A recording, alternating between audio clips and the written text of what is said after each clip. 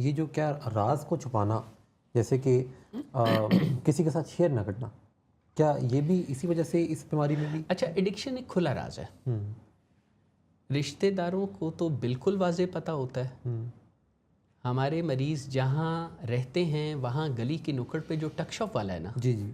जो उस कॉलोनी का गार्ड है, हम्म, हमारे पेशेंट का इंटरवेंशन डेटा यानी बीमारी में उनके साथ क्या क्या हादसे हुए उनसे लिखवाया जा सकता है। हम्म, लेकिन सब डिनाई करते हैं, और घर वाले जब पेरेंट्स खामोश रहते हैं तो किसी दूसरे बंदे की भी ज़रूरत नहीं होती। वो भी सोचते हैं कि अगर ये बात नहीं कर पाते जी जी। तो हमें इनसे बात करके हम इन्हें ऑफेंड क्यों करें। हम्म, तो ये एक ओपन सीक्रेट होता है जिसे सब जानते हैं, हम्म, येट सब खामोश रहते हैं, और नशे की बीमारी बढ़ती चली जाती है लीप्स एंड बाउंड्स। और इसमें हर कुछ अरसे के बाद एक नई स्टेज डिटीरियरेशन की आती है। हम्म, ऐसा नहीं है कि आज से 5 साल पहले मरीज़ जितना बीमार था आज भी उतना होगा। आज उससे कई गुना ज़्यादा ये बीमारी प्रोग्रेसिव है। With the passage of time it grows in leaps and bounds. ये बड़ा इम्पोर्टेंट पॉइंट है कि ये जो लोग ब्रेक्स लेते हैं ना, जी जी। कई मरतबा वो ये सोचते हैं कि जो मैंने ब्रेक लिया तो मेरी बॉडी तो it's good as new now. Abdurrahman साहब, इसमें रमज़ान की ब्रेक का भी कुछ जिक्र फरमा दें। अब वो भी इसी किस्म का है कि जी मैं एक ब्रेक का महीने ज़्यादा जिक्र हो गया तो हम ब्रेक पे चले जाएंगे। एक जो फ्रेशर सा कोर्स कर लूँगा खुद के साथ कि एक महीना मैं नहीं करूँगा। जी। मैंने जितना नुकसान पहुँचाया जिस्म को वो वापस पीछे चला जाएगा और फिर मैं उसको नए सिरे से एंजॉय कर सकूँगा। तो ये जो एजिंग का कॉन्सेप्ट है जी। उसको भी नहीं आप भूलना चाहिए। सेकेंडली एक जो डिज़ीज़ के प्रोग्रेसिवनेस होने का कॉन्सेप्ट है, अब उसको भी साथ में ऐड कर लें कि अगर किसी को एडिक्शन हो गया जी। और वो 23 साल की उम्र में हुई है, तो वो 28 साल की उम्र में 23 से ज़्यादा बुरी होगी कि बेहतर होगी? बुरी होगी। क्योंकि वो प्रोग्रेसिव डिजीज़ है। तो वो 28 में वो और ज़्यादा ख़राब हो चुकी हुई होगी।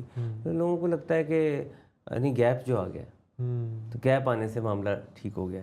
Anything, any disease, any disorder that has once happened, उसने वक्त के साथ उसकी कॉशन भी आपको बढ़ानी पड़ेगी, उसकी केयर भी आपको बढ़ानी पड़ेगी, आपकी एज भी होती जाएगी, बढ़ती जाएगी, जो आपकी अंदर एनर्जीज़ और आपकी बॉडी में फंक्शनैलिटी है टीन एज के अंदर वो आपकी 20s में नहीं होगी, फिर वो 30s में नहीं होगी, 40s में। तो मतलब आप इसको इससे अंडरस्टैंड कर लेना।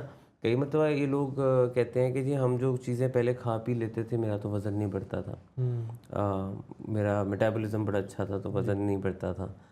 जैसे वो वाला मामला भी वक्त के साथ साथ मुश्किल से मुश्किल होता जाता है, उसी तरह एडिक्शन का मामला भी टाइम के साथ ज़्यादा ख़राब ही होगा, बेहतर नहीं होगा।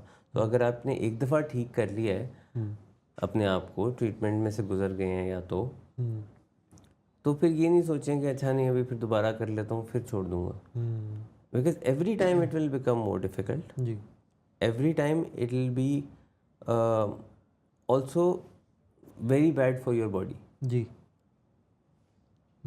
अगर आप, फिर वही मैं मिसाल दूंगा कि एक फ़िटनेस की जर्नी पे भी कोई चलता है, कई मरतबा आपको एक्टर्स वगैरह का देखने को मिलता है कि सेलिब्रिटीज़ जो होते हैं वो किसी रोल के लिए बड़ा वेट गेन कर लेते हैं और फिर किसी रोल के लिए वो एकदम फिटनेस की तरफ आ जाते हैं, वेट लॉस करते हैं और वो उसको एज एन अचीवमेंट दिखाते हैं और दुनिया भी उसको एज एन अचीवमेंट लेती है।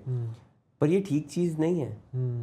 अगर ये चीज़ प्रमोट हो जाए उनको देख के, जी। तो आप अपने बॉडी को ऐसे ड्रास्टिक मेजर्स में से गुजार के अपना नुकसान कर रहे हैं, कोई बेहतर चीज़ नहीं कर रहे हैं। जी। जी। बेहतरीन चीज़ ये है कि आप अपने मामलात को मेंटेन करें, उसको स्पाइक्स दे के ऊपर नीचे उसको अपना काम ख़राब नहीं करें, उसको मेंटेन करें। तो ये चीज़ जो है वो किसी भी इलाज में देखने की ज़रूरत है। रिलैप्स का कॉन्सेप्ट सिर्फ एडिक्शन में नहीं है, ठीक है। रिहेबिलिटेशन का कॉन्सेप्ट भी सिर्फ एडिक्शन में नहीं है।